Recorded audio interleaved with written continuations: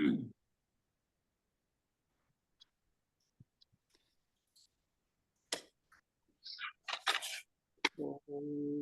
शन्नो मित्रः शं वरुणः शन्नो भवत्वर्यमा शन्न इन्द्रो बृहस्पतिः शन्नो विष्णुरुक्रमः नमो ब्रह्मणे नमस्ते वायो त्वमेव प्रत्यक्षं ब्रह्मासि त्वमेव प्रत्यक्षं ब्रह्म वदिष्यामि ऋतं वदिष्यामि सत्यं वदिष्यामि तन्मामवतु तद्वक्तारमवतु अवतु माम् अवतु वक्तारम्।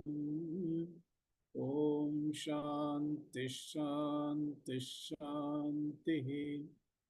ओम नमो ब्रह्मादिभ्यो ब्रह्म विद्या संप्रदाय कर्तृभ्यो वंशर्षिभ्यो महद्भ्यो नमो गुरुभ्यः।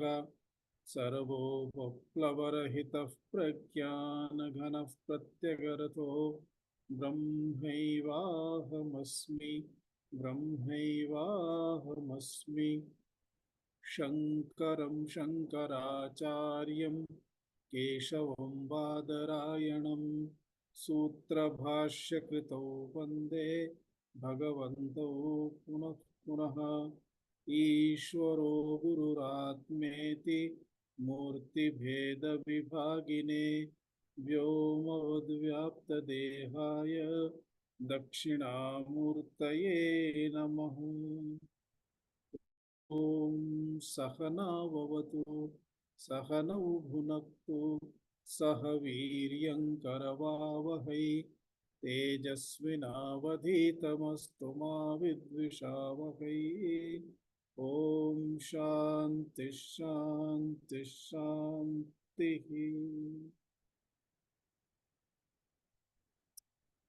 पृच्छतु भगिनी कः प्रश्नः?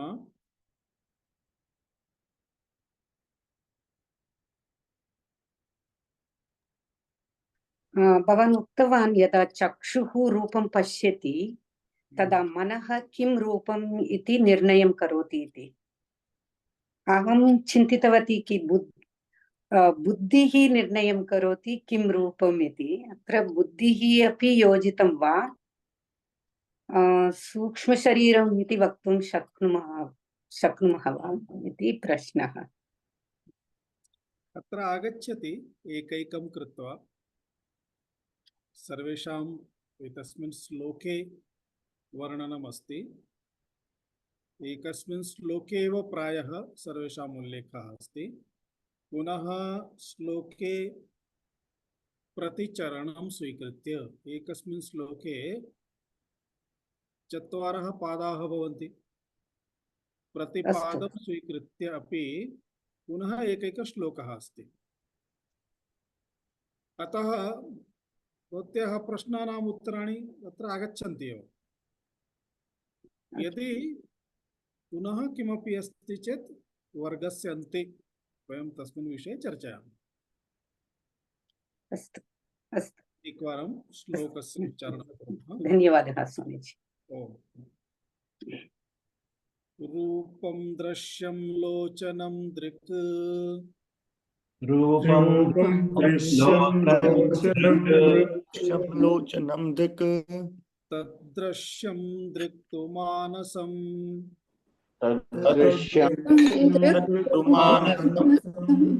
दृश्याधिवृत्तयः साक्षी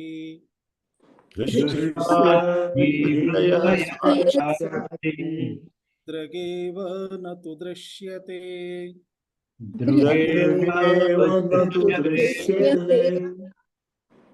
प्रथमे श्लोके वर्णनम् एतदेव क्रियते यत् यस्य वयं दृष्टारूपेण निराकरणं कर्तुं शक्नुमः तत् द्रष्टा भवितुं नार्हति। यस्य द्रष्टृत्वेन निराकरणं न शक्यते अन्ततो गत्वा सः एकः एव द्रष्टा सिद्धः भवति। ततः परम् अन्यः अपि कश्चन द्रष्टा इति कथमपि सिद्धः न भवति, सः एव द्रष्टा भवति। सामान्यतया यस्य परिवर्तनं भवति सः द्रष्टा इति वक्तुं न शक्यते। यस्य परिवर्तनं न भवति सर्वदा तदेव तिष्ठति स एव द्रष्टा भवितुम् अर्हति इति नियममधिकृत्य अत्र विचारः क्रियते। द्रष्टा सदा सर्वदा द्रष्टा एव भवति। द्रष्टा कदापि दृश्यं भवितुं नार्हति इति नियमः अस्ति। तदनुसारम् अत्र विचारः क्रियते। परन्तु देहम् अधिकृत्य अत्र द्रष्टृत्वम् आरोपितं भवति।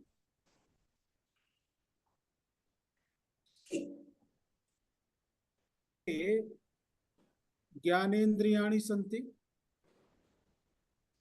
चक्षुः, श्रोत्रम् इत्यादि। एतानि ज्ञानेन्द्रियाणि अधिकृत्य अहं द्रष्टा इति इन्द्रियाणि अधिकृत्य तत्र प्रयोगः क्रियते। परं वस्तुतः इन्द्रियाणि द्रष्टा न भवन्ति। द्रष्टा तु अन्यः एव। किमर्थम् इन्द्रियाणि द्रष्टा भवितुं नार्हन्ति? यतः इन्द्रियाणि स्वयं भौतिकमस्ति। भौतिकमर्थात् भूतानां कार्यं। भूतानाम् अर्थात् पंचभूतानां कार्यं, पांचभौतिकम्। अतः यत्किमपि पांचभौतिकं तत् कार्यमस्ति, तस्य कारणम् अन्यदेव भवति। अतः यत् कार्यमस्ति, इन्द्रियं कार्यमस्ति, भूतानि तस्य कारणानि सन्ति। भूतानि अपि कार्यमस्ति, तस्य अपि कारणं परमात्मा अस्ति। तस्य उपादान अभिन्न निमित्त कारणं परमात्मा अस्ति। इन्द्रियाण भूतानामपि यत्किमपि कार्यमस्ति, अर्थात् जगति लघु लघु पदार्थ रूपेण वा यत्किमपि पश्यामः तत्सर्वमपि भौतिकमेव अस्ति। अर्थात् पंचभूतानामेव कार्यमस्ति। पंचभूतानि स्वयं स्वभावतः जड़ रूपेण सन्ति, अर्थात् जड़ानि सन्ति। यत् जड़मस्ति तस्मिन् द्रष्टृत्वं कदापि आगन्तुं न शक्नोति। द्रष्टृत्वम् इत्युक्ते द्रष्टा भवितुं सामर्थ्यं नास्ति। यत् चेतनमस्ति तस्मिन् एव द्रष्टा भवितुं सामर्थ्यं भवति इति एकः नियमः सदा सर्वदा मनसि स्थापनीयः। यदृश्यं तज्जडमेव, यः द्रष्टा सः चेतनः। एतेन अनुसारेण पश्यामः रूपं दृश्यमस्ति, लोचनं दृक् इत्युक्ते द्रष्टा अस्ति यदा उच्यते तदा। लोचनम् इत्युक्ते अत्र कं वयं लोचनमिति वदामः अथवा किं वयं लोचनमिति वदामः। चक्षुरिन्द्रियम् इति लोचनं वदामः अथवा चक्षुरिन्द्रियस्य अपि यः आत्मा अस्ति तस्मात् अपि परं यदस्ति तं वयं लोचनं वदामः इति बुद्धिः यत्र आवश्यकी भवति। बुद्धिः इत्युक्ते निर्णयः। अतः एतस्य निर्णयस्य कृते विचारः क्रियते। रूपं यदस्ति इत्युक्ते आकारः अथवा गुणः। गुणः इत्युक्ते नीलवर्णः इत्यादिकम् अग्रिमश्लोके तस्य वर्णनं विशिष्य क्रियते। अतः रूपं यदस्ति तत्सर्वं दृश्यमस्ति। लोचनं तस्य द्रष्टा इत्युक्ते लोचनं यदि इन्द्रियम् इति वदामः, इन्द्रियं, तर्हि चिन्तनीयं भवति। यदि आत्मा द्रष्टा इति वदामः तर्हि अस्माभिः चिन्तितमस्ति इति चिन्तनीयम्। अर्थात् तस्य बोधः अस्माकम् अस्ति, परन्तु सामान्यतया बोधः नास्ति, अतः विचारस्य आवश्यकता भवति। तदा लोचनं यत् चक्षुः इति द्रष्टा इति यदुच्यते, अतः सामान्यतः व्यवहारे अपि वयं व्यवहारेषु किं वदामः, एतद् वयं साक्षात् मम चक्षुभ्यां दृष्टम्, मम नेत्रेण दृष्टम्, नेत्राभ्यां दृष्टम् इति वदन्ति। ये केपि गुजरातिनः स्युः ते जानीयुः, आमे मारी आंखें जोयूं छे। ये मैंने साक्षात मेरी आंखों से देखा है इति वदन्ति। आंखों से देखा है, आंखें जोषे एवं भासु भासु प्रयोगः अस्ति। अर्थात मम नेत्रम एव द्रष्टा इति सामान्यतः सर्वेषां बोधः भवति। तदा विचारं कुर्मः चेत् नेत्रम् अपि विषयः भवति। यदा रूपम् आकारः अस्माकं ज्ञानस्य विषयः भवति, तथैव नेत्रमपि अस्माकं ज्ञानस्य विषयः भवति। यदा नेत्रं ज्ञानस्य विषयः भवति तदा तं नेत्रं कः अवगच्छति? वयं सामान्यतः व्यवहारेषु पश्यामः, समीपे विद्यमानं वस्तु न दृश्यते। वस्तु अस्ति परं न दृश्यते। तस्य कारणं किं भवति? दृष्टिः तत्र अस्ति, परन्तु दृष्ट्या सह मनः तत्र न भवति। मनः तत्र न भवति इत्यस्मात् कारणात् तस्य वस्तुनः दर्शनमपि न भवति। अतः मनः अस्ति चेतेव चक्षुः विषयं प्राप्नोति। इत्युक्ते मनसा सह चक्षुः अस्ति चेतेव विषयस्य ग्रहणम्, अर्थात् तं विषयं मनः गृह्णाति इत्यर्थः। तदेव अत्र उक्तं तत् दृश्यम् इत्युक्ते लोचनं दृश्यं दृक्तुमानसं, मनः दृष्टा भवति। यतः लोचनं यत्किमपि पश्यति तत् मनः एव गृह्णाति, अर्थात मनः विषयीकरोति, मनसः विषयः भवति। यदा मनसः विषयः भवति तदा एव तस्य बोधः भवति। अतः अन्ततो गत्वा किं सिद्धं? लोचनं विषयः भवति, मनः लोचनं विषयीकरोति। यथा रूपं दृश्यं विषयः भवति, लोचनं विषयीकरोति स्म, तथा इदानीं लोचनमपि दृश्यमस्ति, लोचनमपि दृश्यमस्ति, मनः लोचनं विषयीकरोति, चक्षुः विषयीकरोति।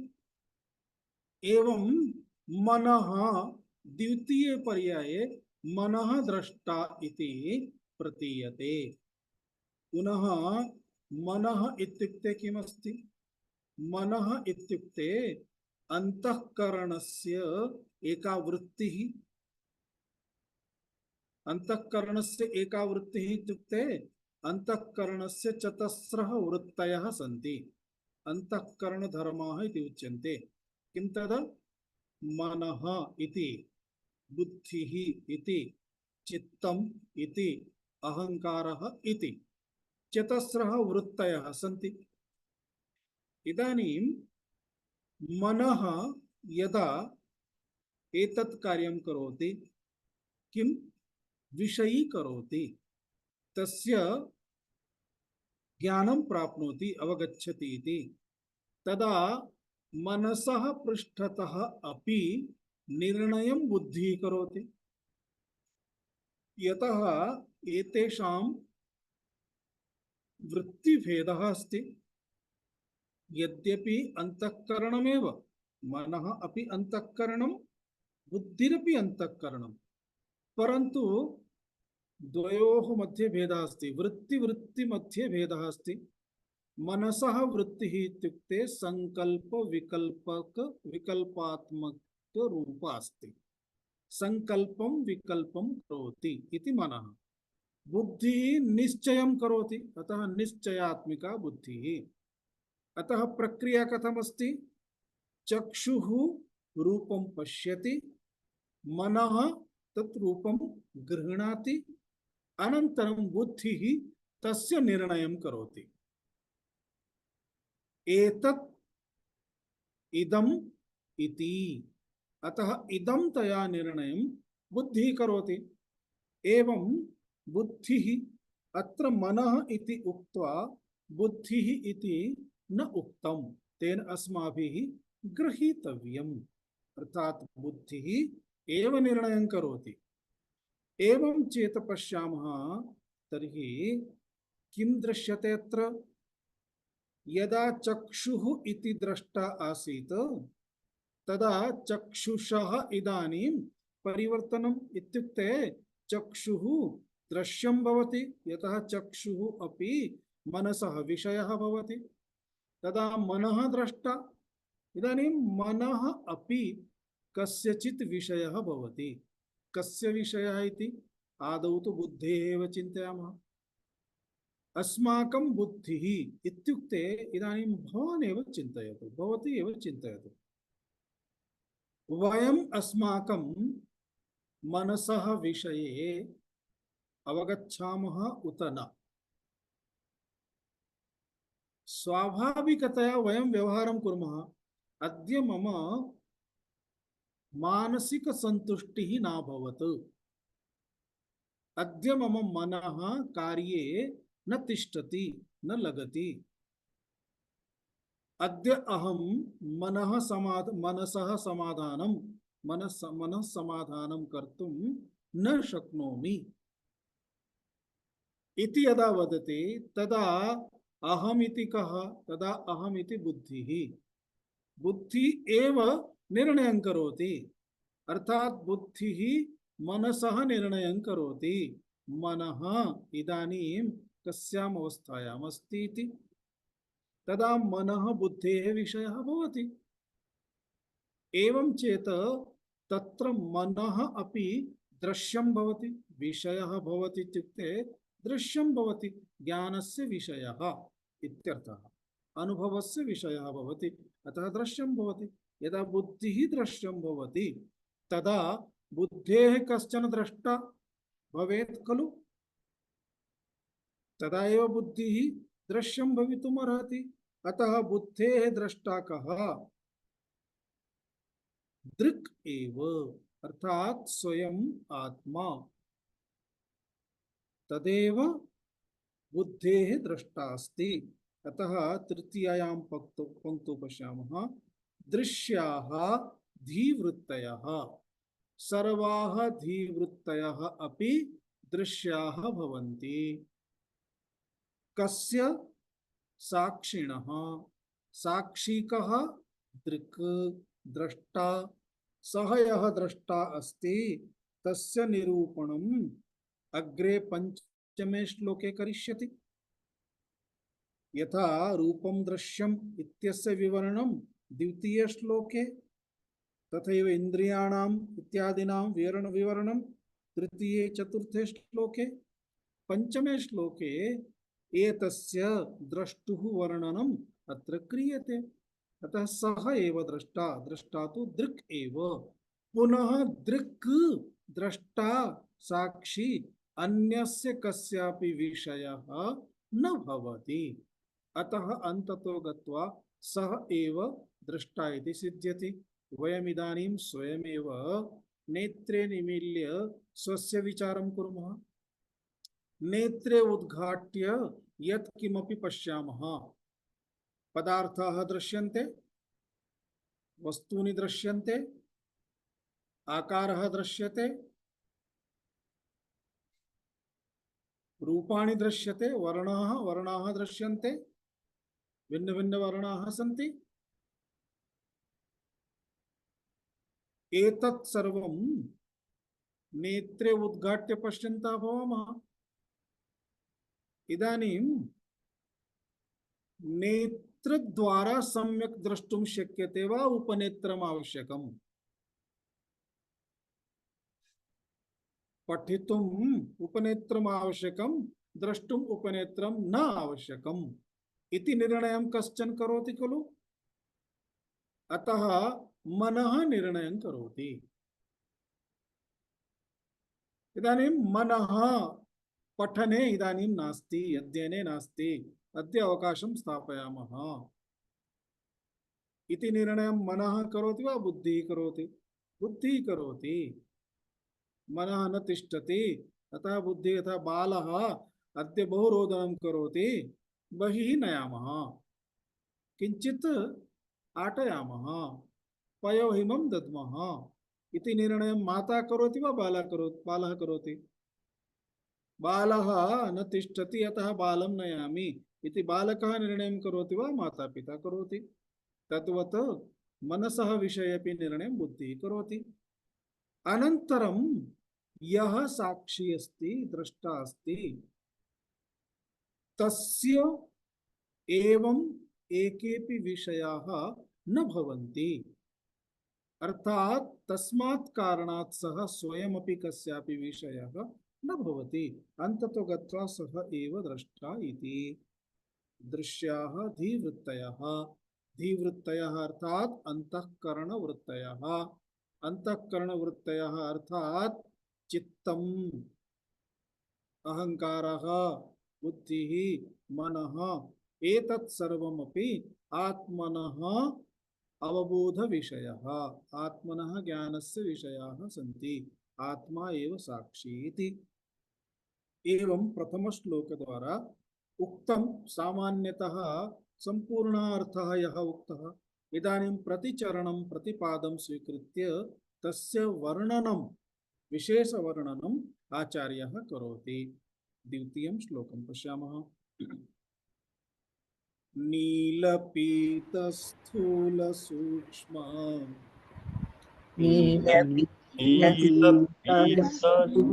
सूक्ष्म ह्रस्वदीर्घादिभेदतः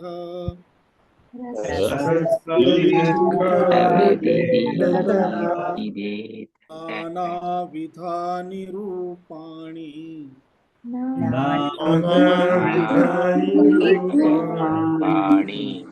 पश्येल्लोचनमेकधा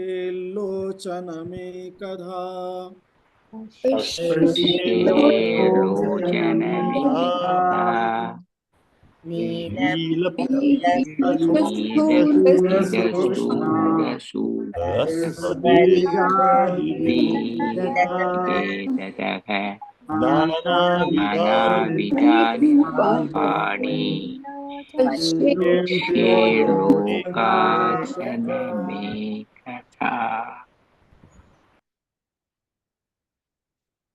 लोचनम नानाविधानि रूपाणि एकधा पश्येत, अर्थात चक्षुः बहुविध रूपाणि एकधा अर्थात एक प्रकारेण पश्यति, एक समान रीत्या पश्यति। कानि तानि नानाविधानि रूपाणि?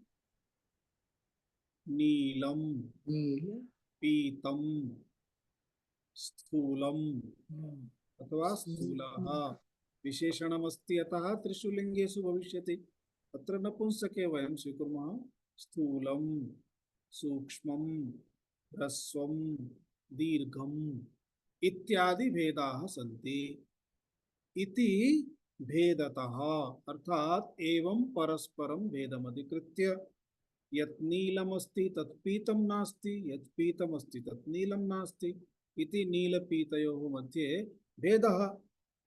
यत् स्थूलमस्ति तत् सूक्ष्मं नास्ति, यत् सूक्ष्ममस्ति तत् स्थूलं नास्ति इति स्थूलसूक्ष्मभेदः।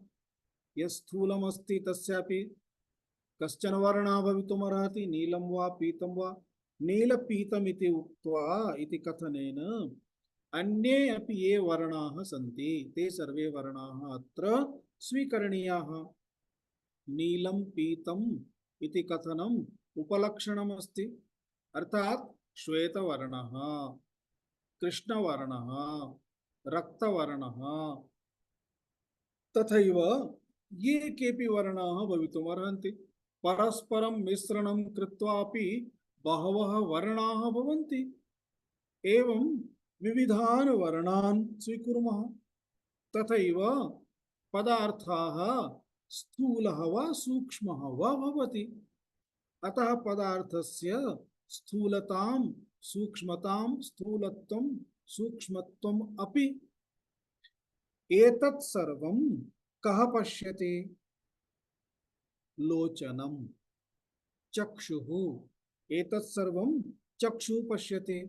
अर्थात् कदाचित् एकः पदार्थः अस्ति, सः पदार्थः दीर्घः वा ह्रस्वः वा स्थूलः वा उन्नतः वा वामनः वा, अथवा सः पदार्थः कार्याय वा अकार्याय वा योग्यं वा अयोग्यं वा, सः पदार्थः श्वेतः वा कृष्णः वा इति भिन्न भिन्न रूपेण वयं पश्यामः। बहु सामान्यं वृक्षः वा गृहं वा वाहनं वा यानं वा मार्गः वा नगरं वा एतदेव दृष्ट्वा अवगन्तुं शक्नुमः। सर्वं भिन्नं भिन्नं भिन्नम् आकारः भिन्नं वर्णः भिन्नः वर्णः सर्वमपि भिन्नं भिन्नम् अस्ति। अर्थात् विविधभेदतः एवं नानाविधरूपाणि अनेक रूपाणि कः पश्यति? चक्षुः पश्यति। अतः चक्षुः यदा पश्यति तदा चक्षुः इति द्रष्टा तत्र एवं अस्माभिः चिन्तितम्। यथा एतत् सर्वं नानाविधानि रूपाणि चक्षुषः विषयानि भवन्ति, तथैव चक्षुः अपि विषयः भवति इति अर्थः। अर्थात् अत्यन्तं सरलम्। यत् किमपि रूपं गुणम् आकारम् एतत् सर्वं पश्यामः तत् सर्वमपि चक्षुद्वारा एव दृश्यते इत्यर्थः। अतः चक्षुः यथा अस्ति तथा इति एकम् इन्द्रियं चक्षुः। द्वितीयम् इन्द्रियं किम् अस्ति? श्रोत्रं। चक्षुः श्रोत्रं त्वक् रसना घ्राणम् इति पंचेन्द्रियाणि सन्ति। इदानीं यथा रूपाणां ज्ञानम् आकाराणां ज्ञानं चक्षुद्वारा, तथैव अहं वदामि भवन्तः शृण्वन्ति एतदपि ज्ञानमेव खलु, एषः अपि बुध्यते। अतः श्रवणं तर्हि उपनिषत् श्रवणं, श्रवणं महाभारत श्रवणं देवी भागवत श्रवणं भागवत श्रवणं शिवपुराण श्रवणं स्तोत्र श्रवणं कतिविध श्रवणानि सन्ति? नानाविधानि सर्वाणि श्रवणानि। अर्थात् कदाचित् अयोग्यमपि शृणोति योग्यमपि शृणोति, सर्वविधं श्रवणम्। एवं नानाविधानि श्रवणानि कः शृणोति? किं शृणोति? चक्षुः इन्द्रियं शृणोति। चक्षुः शृणोति क्षम्यतां श्रोत्रं शृणोति, श्रोत्रेन्द्रियं शृणोति इति। यथा एतत् तथैव बहुविधस्पर्शः अस्ति। शीतस्पर्शः अस्ति, उष्णस्पर्शः अस्ति, कोमलस्पर्शः अस्ति, कर्कशस्पर्शः अस्ति, रुचिकरस्पर्शः अस्ति, अरुचिकरस्पर्शः अस्ति, भिन्न भिन्न स्पर्शाः सन्ति। एतत् सर्वमपि कः जानाति?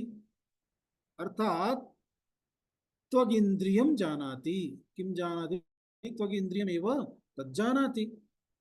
एवमेव भिन्न भिन्न स्वादाः सन्ति, कटुस्वादः, आम्लस्वादः, लवणस्वादः। एतान् सर्वान् स्वादान् अपि स्वादेन्द्रियं जानाति। एवमेव यथा स्वादः अनन्तथैव गन्धः अपि अस्ति। सुगन्धः, दुर्गन्धः, पाटलगन्धः अथवा चम्पकगन्धः इति भिन्न भिन्न गन्धाः सन्ति।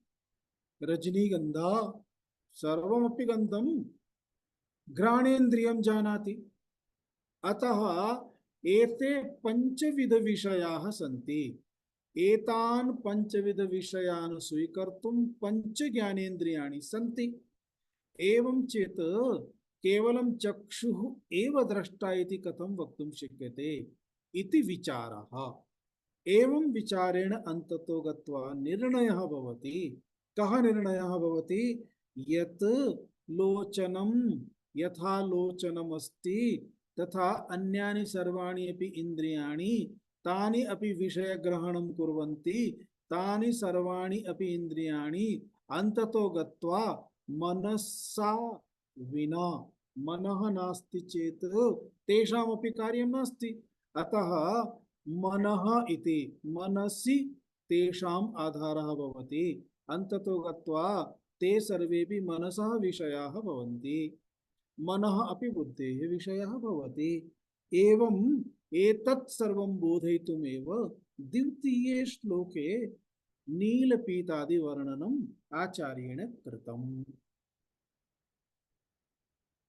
अथ इतोपि मनः इत्यादिकं कथं विषयः भवति, इन्द्रियाणि अपि कथं विषयः भवति, तस्मिन् विषये एतस्मिन् तृतीये श्लोके आचार्यः वर्णयति। तृतीयं श्लोकं पश्यामः। आन्ध्यमान्द्यपटुत्वेषु यमाद्यपृष्ठेषु नेत्रधर्मेषु चैकधा नेत्रधर्मेषु चैकधा संकल्पयेन्मनस्रोत्र कल्पेन्मनस्तोत्र त्वगादौ योज्यतामिति। त्वगादौ योऽहमिदम् आन्त्यमानन्त्यपडुत्तेषु नेत्रधर्मेषु तथा यन्मनः श्रोत्रागदौ योज्यमादिदम्। इदम् अथवा इति पाठान्तरमस्ति। इति अपि भवितुमर्हति, इदमपि। त्वगादौ योजतामिदम् अथवा त्वगादौ योजतामिति। आन्ध्यमान्द्यपटुत्वेषु, आन्ध्यं च मान्द्यं च पटुत्वं च इति द्वन्द्वसमासः अस्ति। आन्ध्य मान्द्य पटुत्वेषु अर्थात आन्ध्यम, आन्ध्यम इत्युक्ते अंधता, अंधस्य भावः आन्ध्यम अंधता इति तद्धिते भाववाचके अंधता। अंधता अर्थात न दृश्यते, द्रष्टुं कष्टं, कदाचित् पूर्णं न दृश्यते, कदाचित् किंचित् दृश्यते, कदाचित् किंचित् न दृश्यते, स्पष्टं नानुभूयते इत्यर्थः अंधता। अंधता इति कस्य धर्मः अस्ति? नेत्रस्य।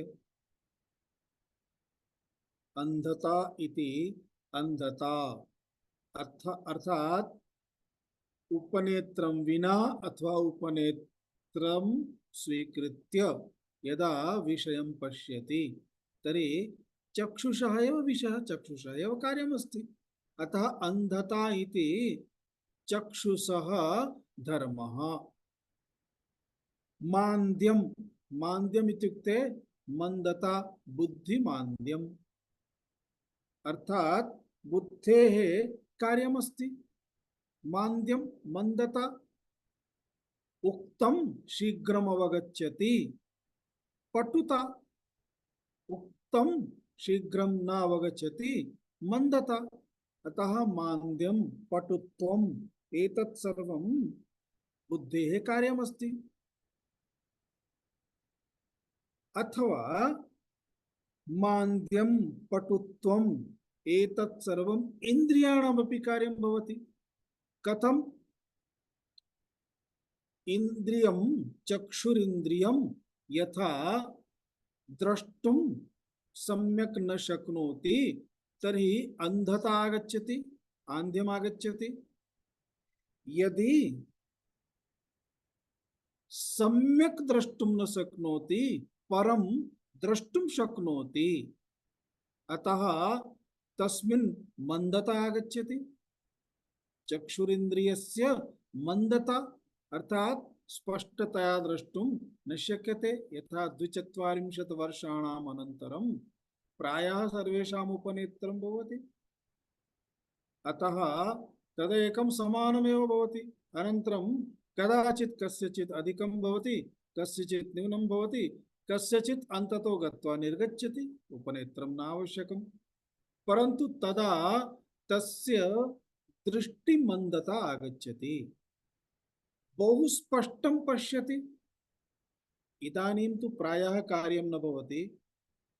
अहं बाल्यकाले पश्यामि स्म, मातरः वस्त्रसीवनाय सूत्रं स्वीकृत्य, सूचीं स्वीकृत्य, सूत्रं स्वीकृत्य सूच्यां सूत्रं प्रवेशयन्ति स्म। तदा काणः छिद्रं बहु लघु भवति, बहु लघु छिद्रम् इति कारणात् कदाचित् काश्चन मातरः भगिन्यः सम्यक् द्रष्टुं न शक्नुवन्ति स्म। अतः बालम् आहूय आगच्छ, एतत्र स्थापय रे इति वदति स्म अथवा वदन्ति स्म। तदा बालः आगत्य सूत्रं छिद्रे प्रावेश्य कृत्वा ददाति स्म। किमर्थम्? अन्यत् द्रष्टुं शक्यते परन्तु तावत् सूक्ष्मं द्रष्टुं कष्टमासीत्। अतः तस्याः मातुः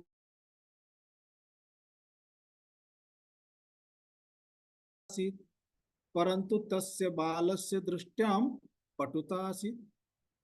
अतः मंदता, पटुता, सम्यक् पश्यति, सम्यक् न पश्यति, अति सम्यक् द्रष्टुं शक्नोति।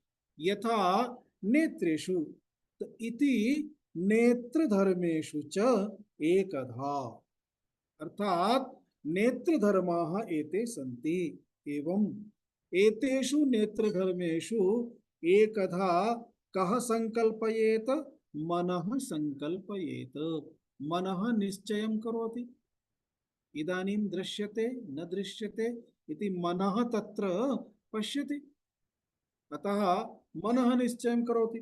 मनः निश्चयं करोति इत्युक्ते बुद्धिः निश्चयं करोति इति अवगन्तव्यम्। यतः मनः पश्यति, मनः संशयं करोति, अरे छिद्रम् अस्ति वा नास्ति। तदा बुद्धिः निर्णयं करोति, छिद्रम् अस्ति परं द्रष्टुं न शक्यते। अतः मनः वदतु वा बुद्धिः वदतु वा उभयमपि अन्तःकरणमेव। अतः कदाचित् मनः कदाचित् बुद्धि इति पदप्रयोगः क्रियते। तदानीम् अस्माभिः प्रकरणानुसारं यथा प्रकरणं प्रचलति तदनुसारं तत्र अर्थः स्वीकरणीयः भवति। अतः अंधता, मंदता, पटुता इत्यादि सर्वेषु इन्द्रियेषु भवन्ति। यथा चक्षुरिन्द्रियं स्पष्टतया ग्रहीतुं शक्नोति, कदाचित् अस्पष्टतया अपि गृह्णाति, कदाचित् बहु कष्टेन गृह्णाति। अर्थात कदाचित् बहु समीचीनतया पश्यति, कदाचित समीचीनतया नापि पश्यति। अतः नेत्रेषु एताः समस्याः भवितुमर्हन्ति सन्ति वा इति निर्णयं मनः करोति। यथा मनः नेत्रधर्माणां निर्णयं करोति, दृश्यते न दृश्यते, स्पष्टं दृश्यते, सम्यक् दृश्यते, असम्यक् दृश्यते इति नेत्रधर्मः अस्ति। अंधता, मान्द्यता, मान्द्यं, मंदता, पटुता इति नेत्रधर्मः। एवं एतेषां नेत्रधर्माणां मनः संकल्पं करोति। संकल्पं करोति अर्थात विचारयति, चिन्तयति। मनसः संकल्पं तदेव बुद्धिः तत्र करोति, तत्र गत्वा निर्णयं करोति। एवं मनः संकल्पयेत् इति एकम् उदाहरणम् आचार्यः ददाति। अनन्तरम् आचार्यः किं वदति? त्वगादौ इदं श्रोत्रत्वगादौ इदं योज्यताम्। यथा चक्षुषि मया एवं चक्षुधर्मान् अधिकृत्य उक्तम्, तथैव श्रोत्रयोः अनन्तरं त्वचि च यत्त्वगस्ति तस्मिन् च, अर्थात इतोपि अन्यानि ज्ञानेन्द्रियाणि सन्ति। रसना घ्राणम् आदिपदेन रसनायां घ्राणे च, अर्थात रसनेन्द्रिये घ्राणेन्द्रिये च एवमेव भवन्तः योजयन्तु, विचारयन्तु। अर्थात आचार्यः तु अत्र आचार्यः एव अस्ति, शिक्षकः अस्ति। सः छात्रान् बोधयति। एतदेकम् उदाहरणं दत्तम्, एग्जाम्पल् अस्ति। एतेन आधारेण इदानीं सर्वं चिन्तयतु। इदानीं वयं चिन्तयिष्यामः, चिन्तयामः खलु? तर्हि यथा चक्षुः तथैव श्रोत्रम्। कदाचित् 100 मीटर् दूरमपि कश्चन वदति, तदानीमपि स्पष्टतया अवबुध्यते। कदाचित् समीपे स्थित्वापि वदति, न अवगच्छति। एवं चेत् श्रोत्रे अपि कथमस्ति? बधिरत्वम्। यथा चक्षुषि अंधता तथैव श्रोत्रे बधिरता। अतः बधिरता। पुनः तस्मिन् श्रोत्रे सम्यक् शृणोति चेत्, तेन श्रोत्रेण सम्यक् शृणोति चेत् पटुता, श्रोत्रपटुता। सम्यक् न शृणोति चेत् श्रोत्रमन्दता। अतः श्रोत्रेन्द्रिये अपि एतत् लक्षणमस्ति खलु? एवं श्रोत्रेन्द्रियस्य धर्माः सन्ति। किं? श्रोत्रेन्द्रियस्य के धर्माः सामान्यतया?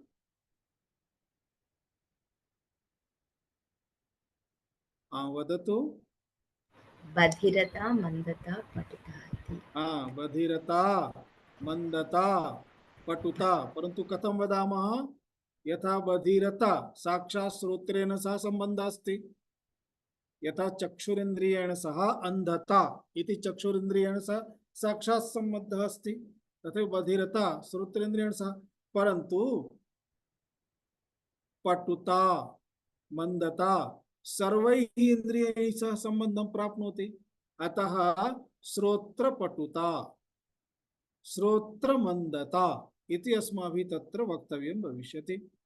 यथा श्रोत्रेन्द्रिये तथैव त्वगिन्द्रियमपि अस्ति। त्वक् अपि कदाचित् सम्यक् अवगमनं प्राप्नोति, कदाचित् सम्यक् अवगमनं न प्राप्नोति। कथम् इत्युक्ते बहवः भवन्ति वायुस्पर्शद्वारा अवगच्छन्ति, वायुः शीतलः वा उष्णः वा। कदाचित् तथा भवन्ति, सम्यक् औष्ण्यं नास्ति चेतपि बहु औष्ण्यम् अनुभवन्ति, सम्यक् औष्ण्यम् अस्ति चेतपि केषाञ्चन कष्टं नास्ति। अतः त्वगिन्द्रियमपि तथैव त्वगिन्द्रियस्य अपि बोधः भवति। अतः स्पर्श विषये कीदृक्स्पर्शः, स्पष्टस्पर्शः अस्पष्टस्पर्शः वा इत्यादि तत्रापि पटुत्वम् इन्द्रियस्य तस्य इन्द्रियस्य यथा त्वगिन्द्रियस्य तथैव रसनेन्द्रियस्यपि। बहवः स्वयं टेस्ट कुर्वन्ति तथापि अन्यस्मै यच्छन्ति, पश्यतु सम्यक् अस्ति वा नास्ति इति। किमर्थं? तेषां सन्देहः भवति। अतः रसनेन्द्रियस्यपि तथैव स्थितिः अस्ति, तद्वदेव तथैव घ्राणेन्द्रियस्य अपि। एवं सर्वेषु इन्द्रियेषु कथं का स्थितिः, रसः अनुभूयते उत सम्यक् अनुभूयते उत असम्यक् अनुभूयते, तथैव स्पर्शः अनुभूयते सम्यक् अनुभूयते असम्यक् अनुभूयते, घ्राणः गन्धः घ्राणेन्द्रिय द्वारा अनुभूयते सम्यक् अनुभूयते असम्यक् अनुभूयते।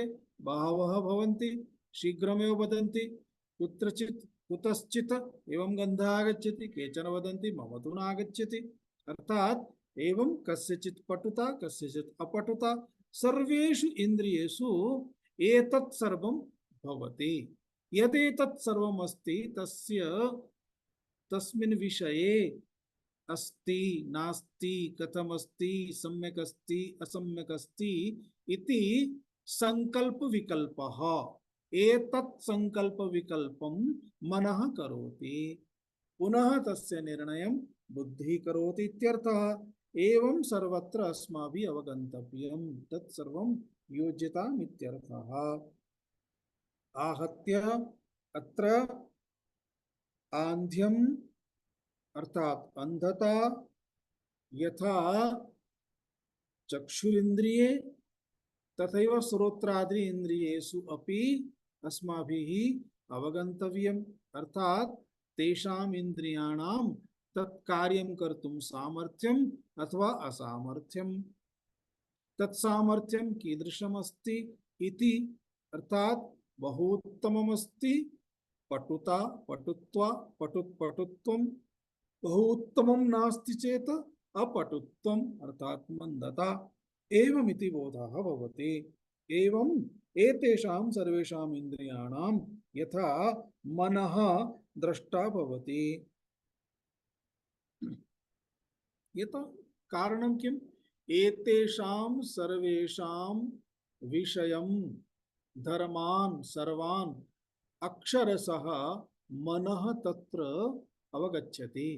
एतान् सर्वान् धर्मान् इंद्रिय धर्मान् मनः तत्र विषयी करोति। अतः तत्र इंद्रियाणाम् अपेक्षया मनः एव द्रष्टा इति सिद्ध्यति इत्यर्थः। इदानीम् अग्रे यथा मनसः विषये उक्तम्, अत्र प्रथमश्लोकस्य पादद्वयम् अभवत्। इदानीं प्रथमश्लोकस्य तृतीयः पादः दृश्याः धीवृत्तयः दृश्याः भवन्ति। धीवृत्तयः इत्युक्ते के? धीवृत्तिविषये वदति। एताः सर्वाः धीवृत्तयः इति।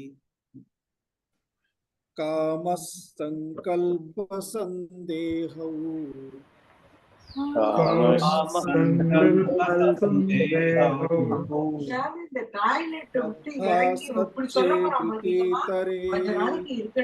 श्रद्धासक्तितरे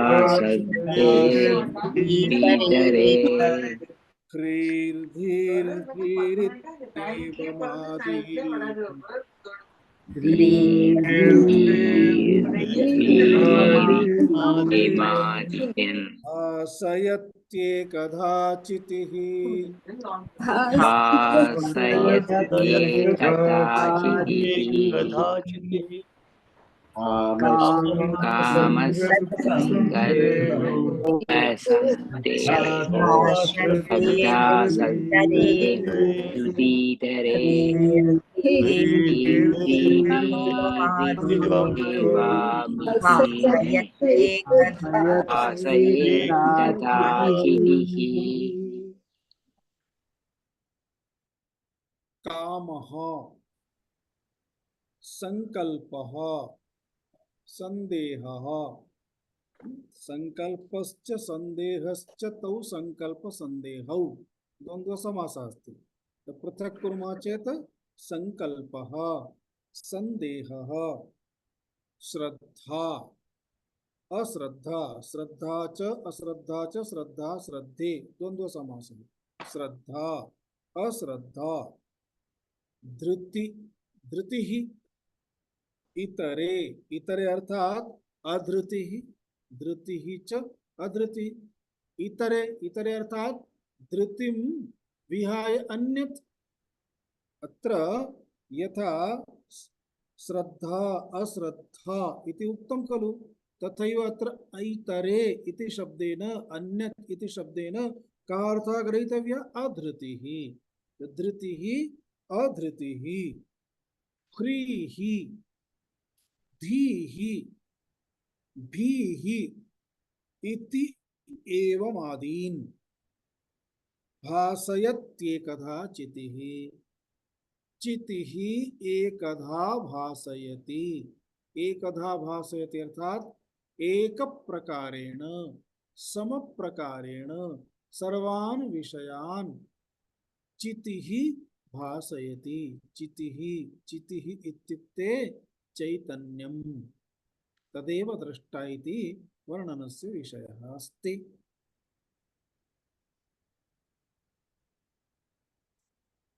बहु सरलमस्ति शीघ्रमेव अवगन्तुं शक्नुमः। कामः कामः इत्युक्ते इच्छा। अस्माकं मनसि कापि इच्छा उद्भवति तर्हि इयम् इच्छा उद्भूता एषा इच्छा अस्ति अहम् एतत् कर्तुम् इच्छामि एवम् इच्छा इति विषयः अस्ति। या इच्छा उत्पद्यते तस्य बोधः अहं स्वयम् इत्युक्ते आत्मा स्वयं ताम् इच्छां जानाति। यदा जानाति तदा करोति न जानाति चेत् न करोति। अतः इच्छाः याः काः भवन्ति स्वाभाविकतया भवन्तः चिन्तयन्तु भवतां मनसि का कामना अस्ति का इच्छा अस्ति किम् अस्ति इति भवन्तः जानन्ति उत न जानन्ति जानन्ति। अतः तासाम् इच्छानां कामनानां ज्ञानं ज्ञाता कः भवति अहमेव। भवन्तं पृच्छामि चेत् भवन्तः किं वदिष्यन्ति अहमेव तस्य ज्ञाता। एवं कामः इच्छा यथा इच्छायाः ज्ञाता तद्वत् संकल्पः मनसि संकल्पः भवति अयं करिष्यामि अयं करणीयमस्ति एतत् प्राप्तव्यम् एतद् योग्यम् एतद् अयोग्यम् इति संकल्पः भवति। अतः संकल्पम् अपि संकल्पः अभवत् इति तस्य प्रकाशनं कः करोति चितिः एव करोति। इच्छा उत्पन्ना एतस्य प्रकाशनं चितिः करोति। संकल्पः तस्यापि प्रकाशनं चितिः करोति। संदेहः कस्मिंश्चित् विषये यदा संदेहः अस्ति तदा तस्य प्रकाशनम् अर्थात संदेहः अत्र न पततु अयोग्यम् इति कः वदति चितिः एव वदति चैतन्यमेव। तथैव श्रद्धा श्रद्धायाः श्रद्धा अस्ति नास्ति, श्रद्धा करणीया न करणीया, श्रद्धा इत्युक्ते किम्, एतत् सर्वम् एतं विषयमपि चितिः एव प्रकाशयति। अश्रद्धा अपि चितिरेव प्रकाशयति। धृति, धृति अर्थात् धैर्यम् अथवा अधैर्यं, धैर्यं धारणीयं, धैर्यम् अस्ति, धैर्यं कर्तुं शक्यते, धैर्यम् अधैर्यम्, एतत् इदानीम् अधैर्यमिति एतत् सर्वमपि चितिरेव प्रकाशयति। ह्रीः, ह्रीः इत्युक्ते लज्जा। अतः लज्जा ह्रीः इत्यपि एतस्यपि प्रकाशनं चितिरेव करोति। भीः इत्युक्ते, धीः इत्युक्ते, धीः अर्थात् ज्ञानं, ज्ञानस्यपि प्रकाशनं चितिरेव करोति। भीः इत्युक्ते भयं, भयस्यपि प्रकाशनं चितिरेव करोति। अत्र एतद् यदुक्तं कामः, कामः अपि अंतःकरणस्य धर्मः, संकल्पः अंतःकरणस्य धर्मः, संदेहः अंतःकरणस्य धर्मः, श्रद्धा अंतःकरणस्य धर्मः, अश्रद्धा अंतःकरणस्य धर्मः, धृतिः अंतःकरणस्य धर्मः, अधृतिः अंतःकरणस्य धर्मः, तथैव ह्रीः, धीः, भीः एते सर्वे अंतःकरणस्य धर्माः सन्ति। अंतःकरणस्य धर्माः इत्युक्ते मनसः धर्माः, बुद्धेः धर्माः इति वयं वक्तुं शक्नुमः। आहत्य बुद्धेः धर्मान्, मनसः धर्मान्, अंतःकरणस्य धर्मान् एतान् सर्वान् अपि निर्णयं कः करोति, एतेषां निर्णयं कः करोति, कः निर्णयं प्राप्नोति? चितिः एव, चितिः एव चैतन्यं, चैतन्यमेव आत्मा, तदेव अहम् इत्यर्थः। अतः सर्वेषां निर्णयं चितिः करोति, चैतन्यं करोति। आहत्य इदानीं विषयः चितिः इत्यत्र आगतः अस्ति। चितिः इत्युक्ते किम्? एतस्मिन् विषये पञ्चमे श्लोके आचार्यः वदिष्यति। तत् विषयं वयम् अनन्तरं पश्यामः। प्रार्थनां कृत्वा अनन्तरं प्रश्नः अस्ति चेत् विचारयामः। ॐ पूर्णमदः पूर्णमिदं पूर्णात् पूर्णमुदच्यते पूर्णस्य पूर्णमादाय पूर्णमेवावशिष्यते। ॐ शान्ति शान्ति शान्तिः। हरिः ॐ श्री गुरुभ्यो नमः। हरिः ॐ। इदानीं कस्यापि कोऽपि प्रश्नः अस्ति? स्वामीजी, गुरुदक्षिणा प्रेषणेन बैंक लिंक ग्रुप मध्ये भगिनी स्थापितवती अस्ति। नीलभगिनी, अहं पठितवान् मेसेज्। नीलभगिनी अस्माकं ग्रुप् मध्ये स्थापितवती अस्ति, प्रेषयितुं शक्यते। अस्तु, धन्यवादः। धन्यवादः स्वामी। भारतस्य अकौण्ट् अस्ति अत्र अहम् आश्रमस्य। यदि आश्रम भारतस्य अकौण्ट् मध्ये प्रेषयितुं क्लेशः चेत् पद्मकुमारस्य अकौण्ट् मध्ये प्रेषयितुं शक्यते। तत्र सः तथा व्यवस्थां करोति। अस्तु अस्तु, धन्यवादः। जल् कर्तुं शक्यते। आमां। कोऽपि प्रश्नः अन्यः? प्रश्नः इति नास्ति। इदानीं कोरोना काले ये कोरोना रोगपीडिताः आसन् तेषां तु घ्राणेन्द्रियस्य रसनेन्द्रियस्य मन्दता अभवत् इति उक्तवन्तः, श्रुतं तादृशं। यद् सम्यक् टेस्ट् न स्वीक्रियते तादृशं, तदेव स्मरणे आगच्छति। भवति कदाचित् एक्सिडेंट किमपि भवति, तदा ऑपरेशन समये अपि तत्र तस्मिन् स्थाने तेषां संवेदना गच्छति।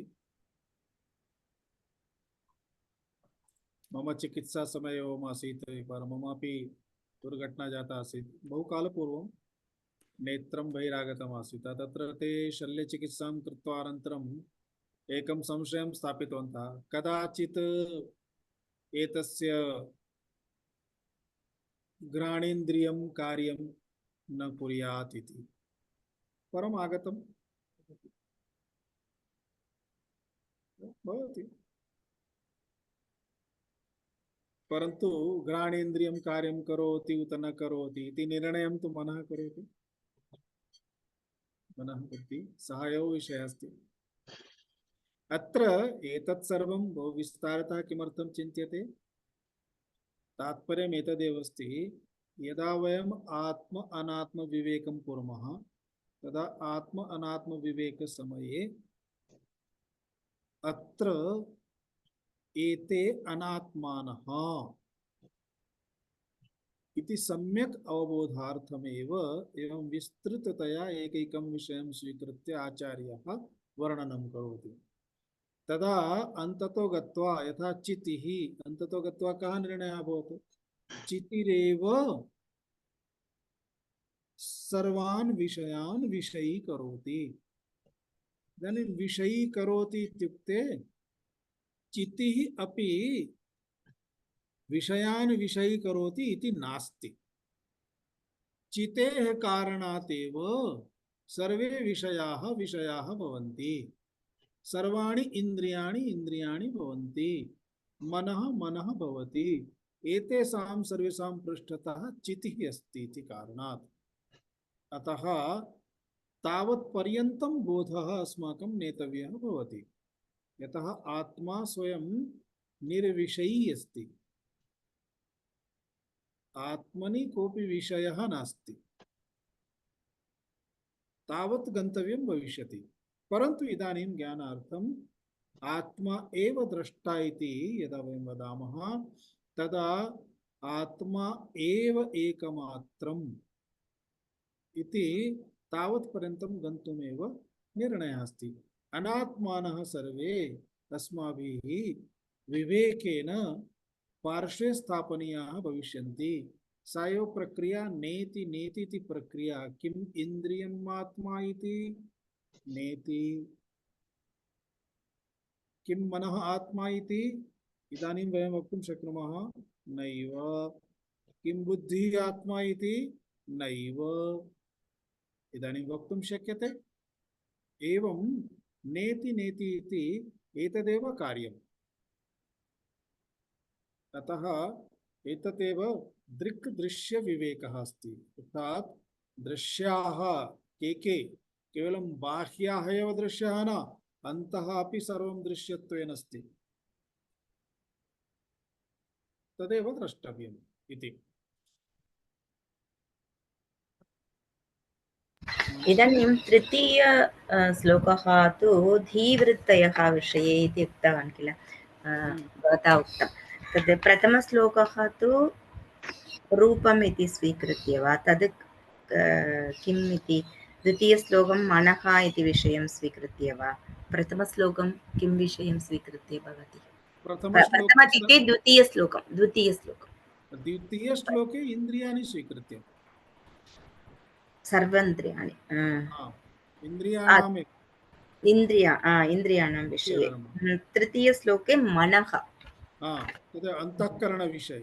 अन्तःकरणविषये अत्र अग्रिमश्लोकः धीवृत्तयः पश्यतु द्वितीयश्लोके इन्द्रियाणि कथं विषयानि भवन्ति अर्थात् इन्द्रियं कथं दृष्टा नास्ति दृश्यमस्ति इति तस्य विस्तारः तृतीये श्लोके मनः कथं दृष्टा नास्ति अथवा बुद्धिः दृष्टा नास्ति मनः बुद्धिः एतत् सर्वमपि विषयः एव इति तस्य विस्तारः